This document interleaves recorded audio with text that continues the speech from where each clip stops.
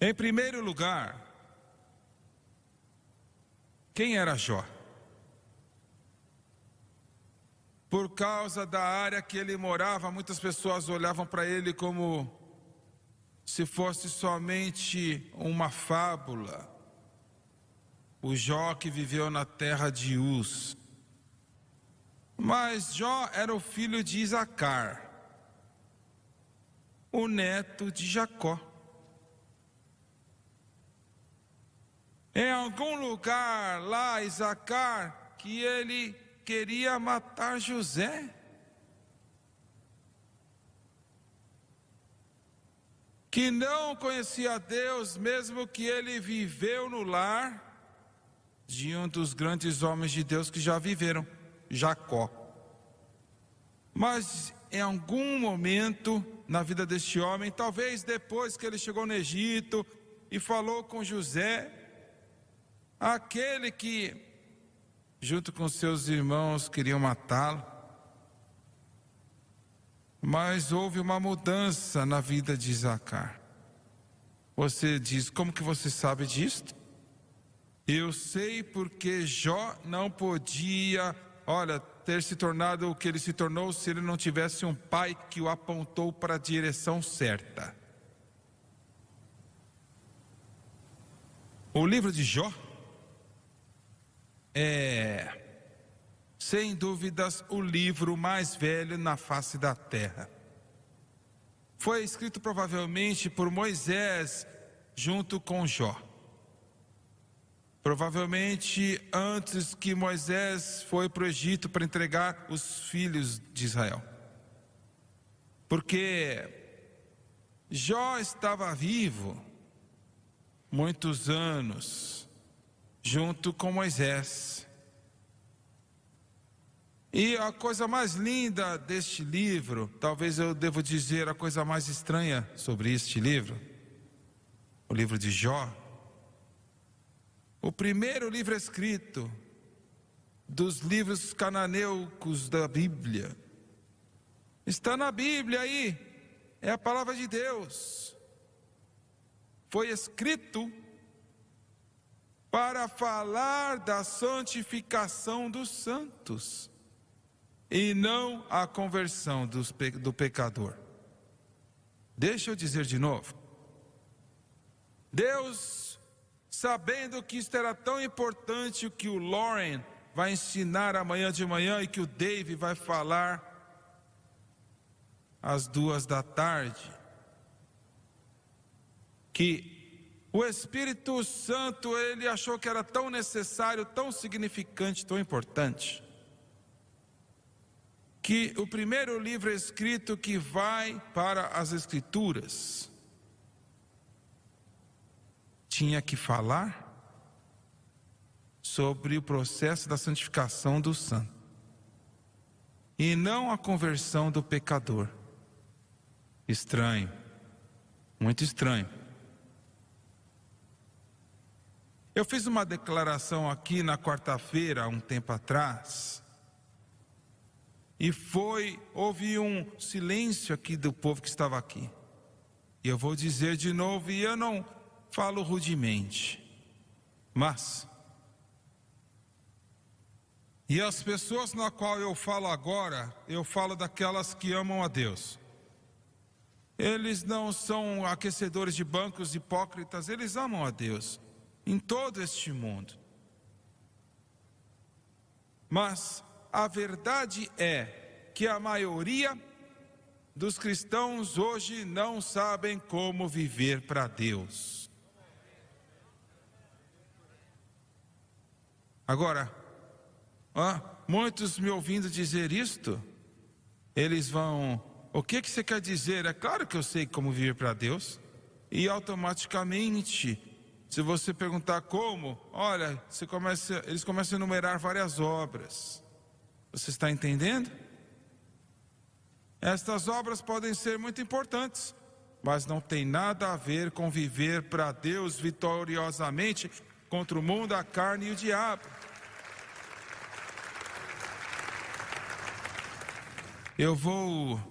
Olha, vou fazer uma sentença aqui para tentar explicar algo que é muito significante e que Paulo, olha, tomou 14 cartas para ele poder explicar. Nós vivemos para Deus exclusivamente, colocando a nossa fé extensivamente em Cristo e o que Cristo fez por nós na cruz. Só isto, é só isso.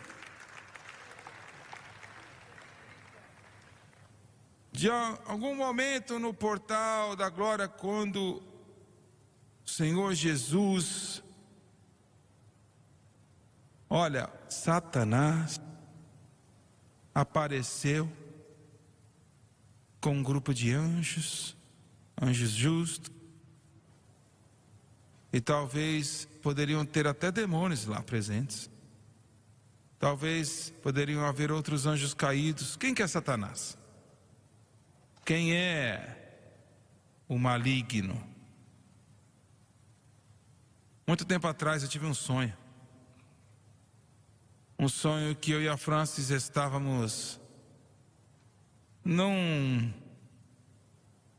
quarto muito grande, em um grande prédio, e havia muitas pessoas lá. Não era um culto de uma igreja, e no sonho eu não sei. Olha, eu não lembro o que era. E no meu sonho, eu andei no fundo do prédio, ninguém estava lá. Eu estava só olhando, na verdade, estava andando por ali. E, de repente, saiu das sombras, naquele corredor, estava diante de mim e eu sabia instantaneamente que era o Senhor Jesus Cristo. E eu no sonho estava, que palavras que eu poderia usar? Eu sabia que era Cristo. Mas como que ele parecia? Ele parecia como a glória.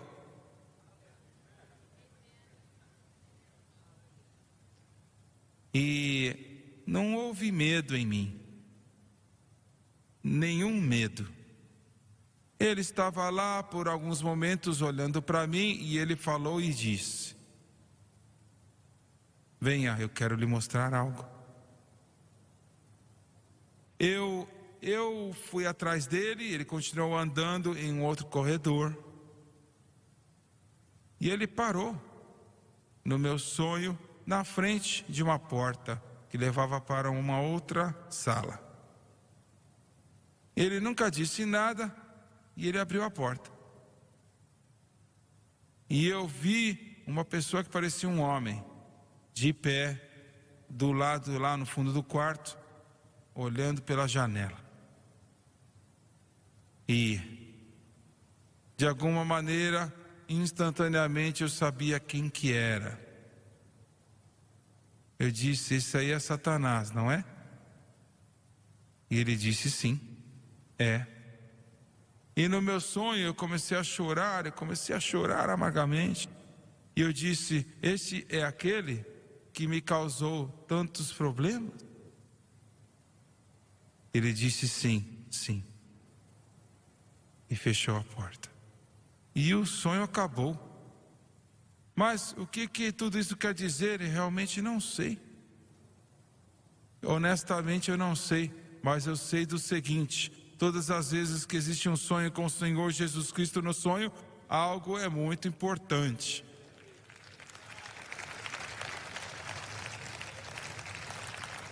Satanás é um anjo caído.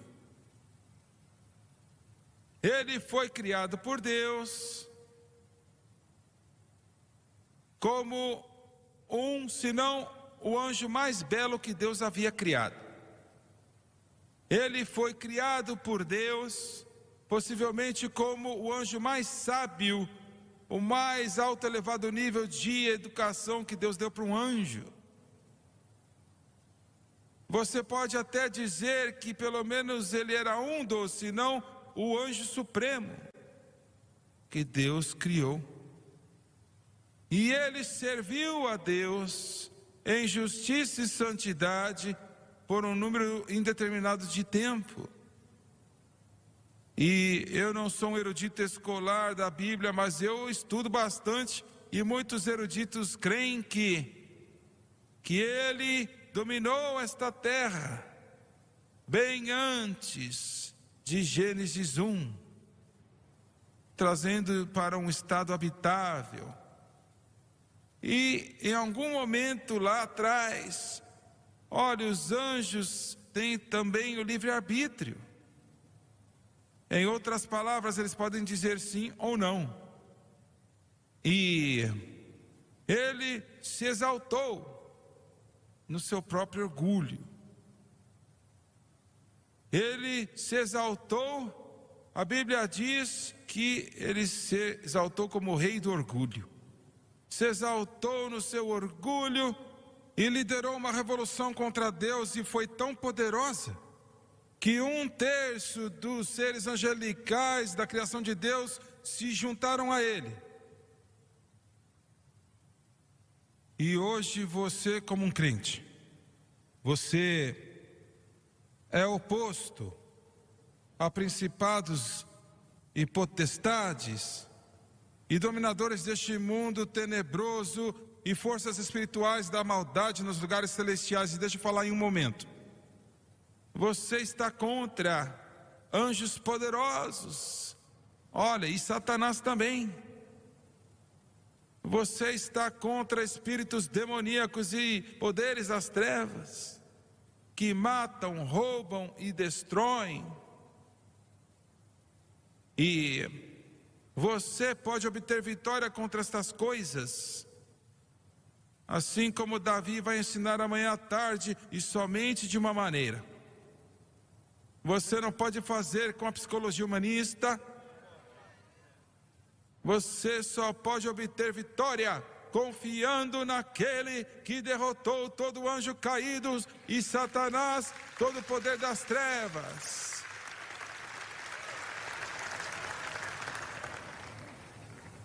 A sua fé em Cristo e o que Ele fez por você na cruz, porque na cruz Ele expiou por todos os pecados. E você vê, o meio legal de Satanás para fazer você ter problemas é o pecado.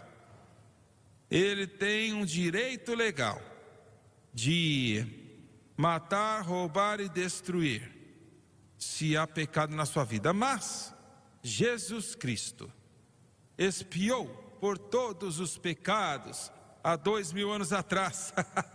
Aleluia! Ele expiou por todos os pecados. Louvado seja Deus. E aquela atração das garras de Satanás, pois a lei do Espírito de vida em Cristo Jesus me libertou da lei do pecado e da morte.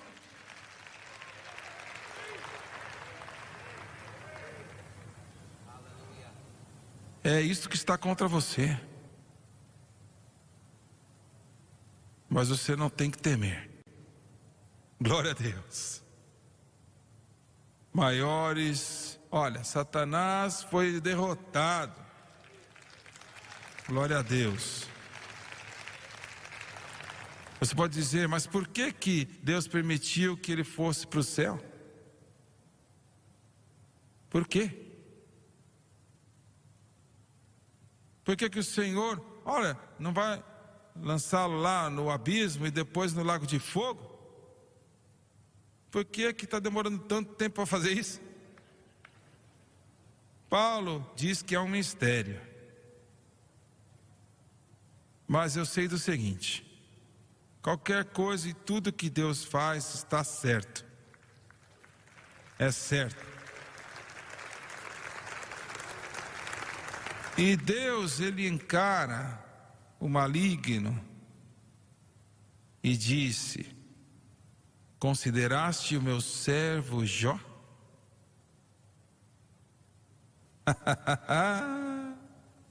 Porque ele me ama e ele é perfeito e reto na minha causa. Você pode dizer: eu gostaria que Deus falasse assim de mim. Você quer mesmo?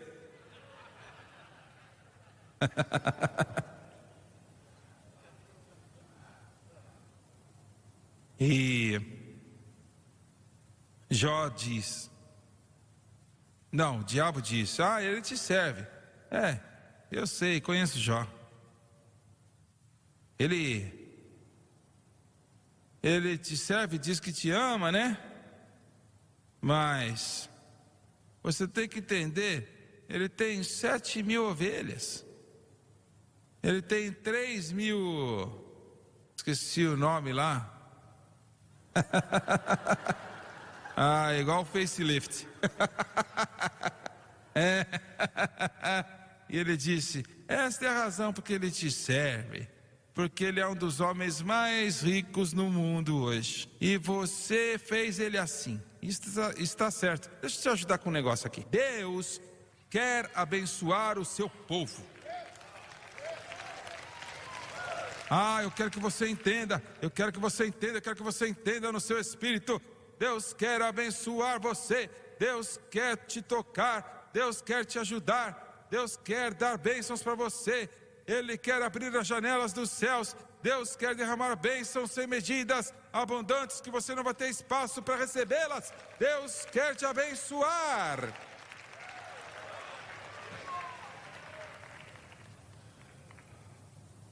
E eu vou, em algumas palavras, eu não estou ensinando, eu só estou pregando, né? Mas eu vou mencionar uma coisa. Eu quero dizer como ser abençoado.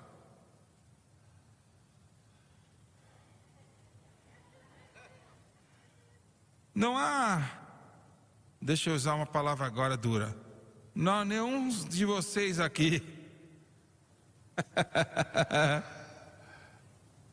que vocês não querem ser abençoados. E você está servindo alguém que pode fazer isto. Ele pode te abençoar. Eu disse, ele pode te abençoar. Ele quer te abençoar. Olha, ele diz em Deuteronômio: a minha bênção vai te alcançar. Eu abrirei as janelas dos céus. Eu abrirei os tesouros dos céus. Ele diz: eu farei você completo, cheio de bênçãos. Eu te darei bênção após bênção.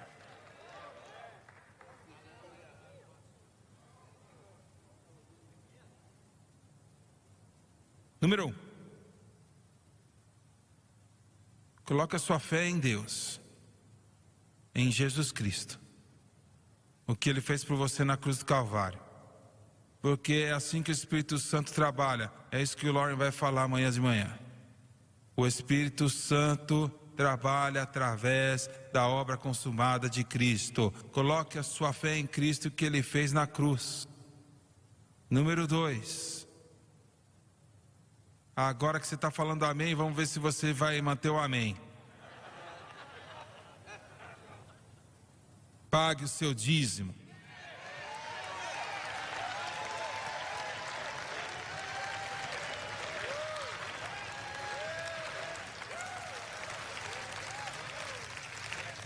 O meu pai e minha mãe me ensinaram quando eu tinha 8 anos de idade: Jimmy, todo centavo que você recebe, você tem que dar ao dízimo. Mas foram o quê? 73 anos atrás, né? Esses 10 centavos valiam $1,50 agora. A minha mãe falou: Jimmy, você deve para Deus 1 centavo de cada 10 centavos que você recebe. Você deve para Ele ofertas também.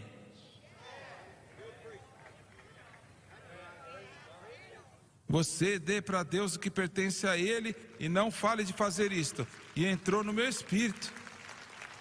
Eu acho que eu e a Francis pagamos dízimos em todo dólar que a gente já fez. Um tempo, estávamos dando 50% de tudo e Deus estava nos abençoando. Nos abençoando. Eu comecei a fazer LPs, né? Eu falei: ninguém vai escutar eu cantar. E fica quieto aí, fica quieto, por favor. Não fica aí empolgado, não.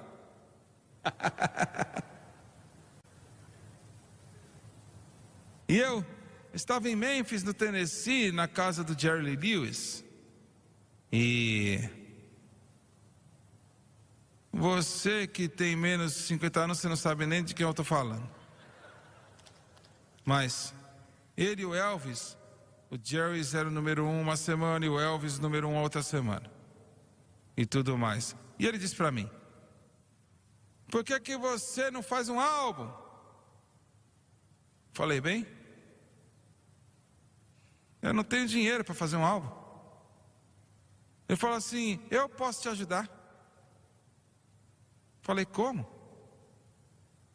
Olha, você vê, Deus pode usar pecadores também.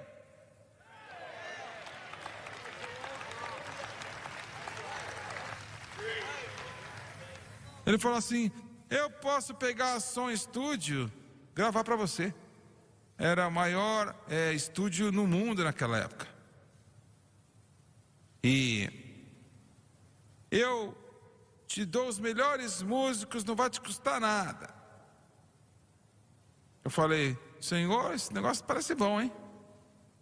E estávamos prontos para fazer.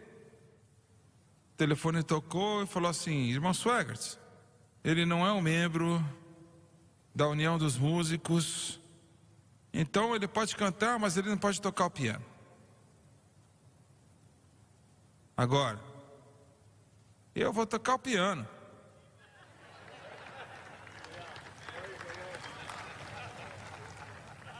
E aí ligaram para todo mundo no mundo. O Jerry Lee tinha um convidado na casa dele.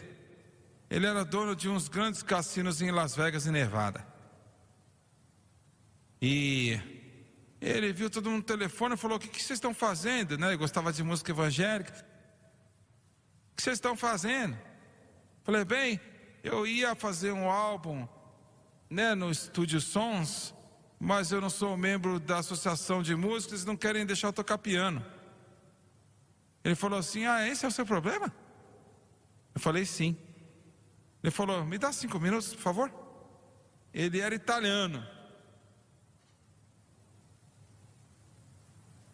Ele era dono de um grande cassino em Las Vegas, Nevada.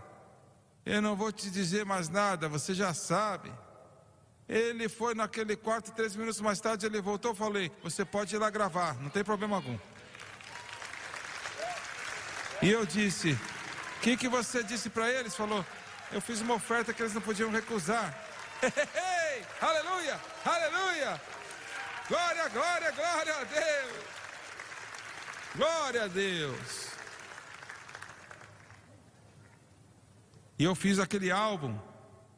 Deus tirou os meus passados, glória a Deus. E olha, vendeu centenas e milhares de cópias. Porque Deus abençoou. Ele abençoou. Agora outra coisa, hein? Vou sair desse assunto, outra coisa. Coloque a sua fé em Cristo na cruz. Pague o seu dízimo.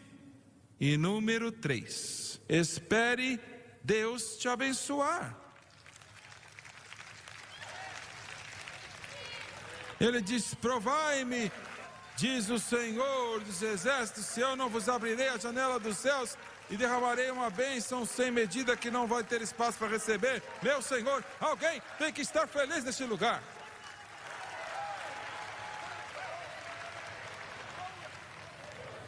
Olhe, espere Ele te abençoar.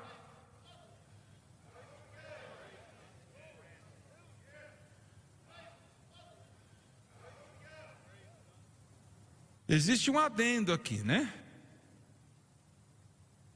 Se Ele não abrir as janelas dos céus pela manhã, não desista. Continue crendo. Muito bem. E o diabo disse: se você deixar eu adicionar, olha, você tem uma cerca ao redor dele, eu não posso tocá-lo. Eu tentei, mas você tem essa proteção ao redor dele, o cercado. Você sabia que há um cercado ao redor de você? Bem, talvez é com o Joãozinho, mas eu não, você também. Você tem uma cerca, se você é filho de Deus, você tem uma cerca ao seu redor. Eu tenho uma cerca.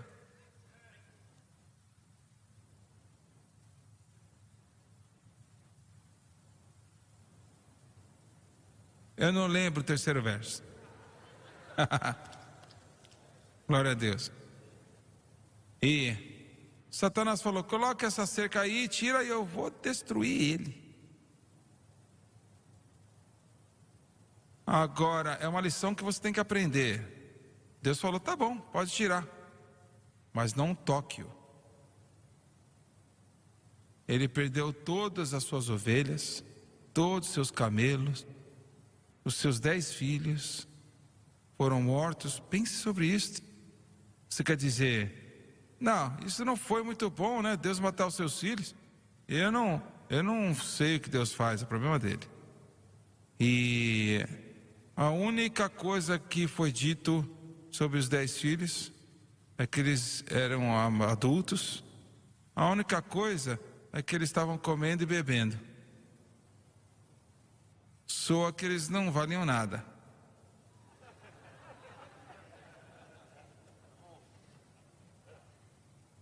E a Bíblia diz que Satanás voltou pela segunda vez. Desculpe eu te desapontar, mas ele vai voltar.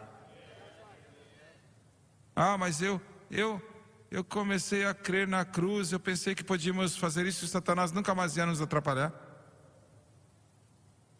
Por favor, isso é tolice. Ele vai voltar de novo. Ele vai voltar. Mas, bom, eu não vou entrar nisso. Mas ele vai voltar. E o Senhor falou assim: consideraste o meu servo Jó? Falou: bem, deixa eu tocá-lo. Deixa eu tocá-lo e ele vai te amaldiçoar. O Senhor falou: tudo bem, coloca qualquer enfermidade que você quiser nele, mas não tire sua vida. Você não pode matá-lo. Agora é isso que eu quero que você entenda. Você é um filho de Deus. Satanás não pode fazer nada com você, a não ser que Deus permita, ou pela sua estupidez você permita que aconteça. Eu não acho que você ouviu isto. Eu não acho que você me ouviu.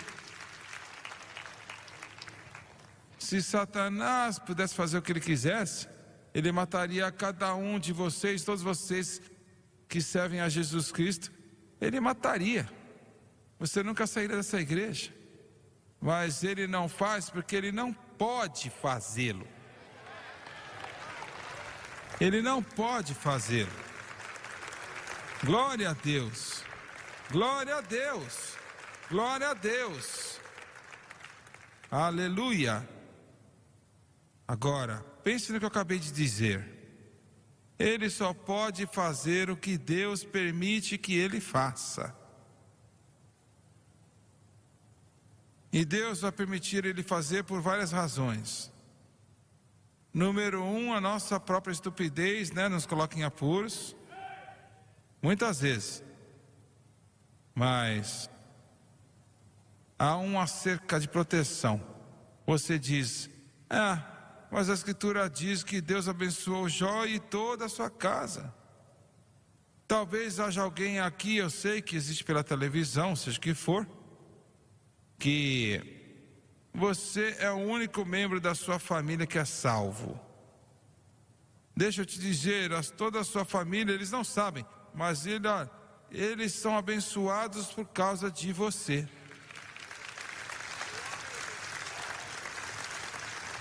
É isso aí, eles são abençoados por causa de você. Eles podem rir de você, zombar de você, te amaldiçoar, seja o que for, mas eles talvez não saibam, mas eu sei que alguns dos membros familiares não são abençoados. Pensa onde eles estariam se não fossem abençoados. Mas eles são abençoados por causa de você. Esse é o oposto dessa doutrina ridícula da maldição familiar. É o oposto desse negócio. Alguns ensinam que essa maldição familiar aí, que o seu tataravô fez algo errado e agora está vindo contra você. Sabe, é mentira. Quando você veio para Jesus, toda a maldição foi paga, foi eliminada, a porta foi fechada.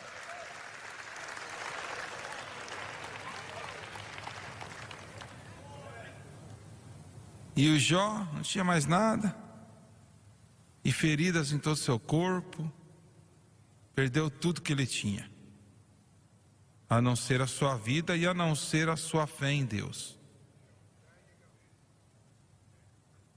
A sua esposa disse: amaldiçoa Deus e morre.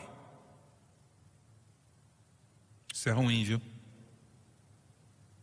E graças a Deus que eu já vi muitos dias difíceis, mas a Francis nunca deixou a sua fé vacilar, nenhuma vez. Glória a Deus.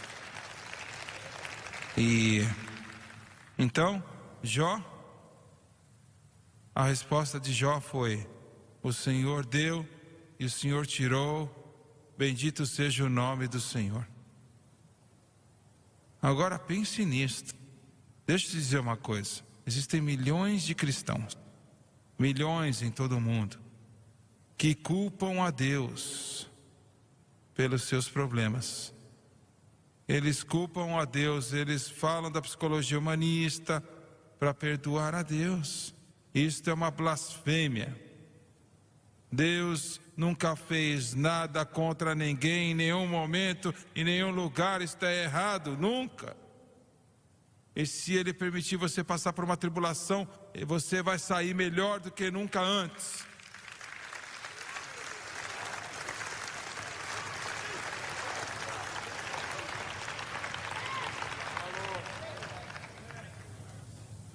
Eu tive que... eu não vou começar a falar disso, não.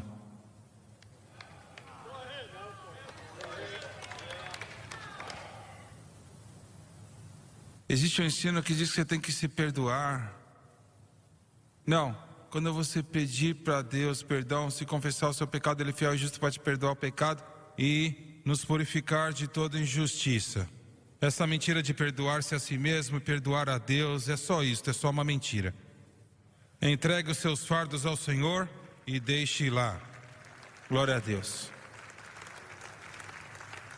E então, eu vou fechar aqui. Jó disse, porque você vê os seus 3 amigos, meu Senhor, a igreja está cheia dessas pessoas. Eles não morreram, os Elifaz, o nome deles, sei lá qual que é.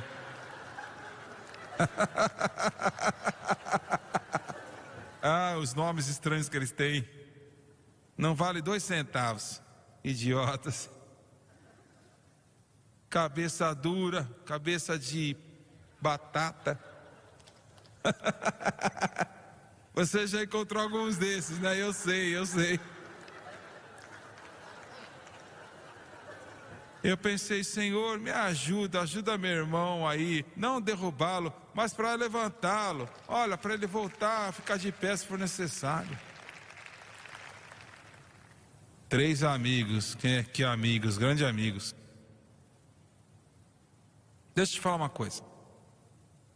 Esta é a razão porque Jesus falou assim: não julgue. Porque se você julgar, o que você medir com os outros vai ser medido para você. A mesma medida. E você acha que você sabe, mas você não sabe nada. Eu li um sermão outro dia, olha, que veio dos anos 1700. Eles reimprimiram um pedacinho e número 1 falava assim: se você ouvir que o seu irmão tem problemas, simplesmente pense que você está escutando uma fofoca e trate com... Am I wasting my time? Why am I running from? Why can't I stop looking down? Why will my life become?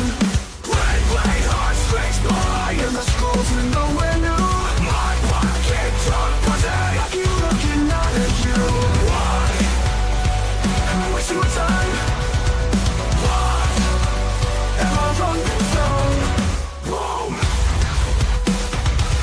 Can't I stop looking down?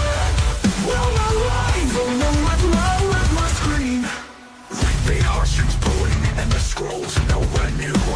My pocket keeps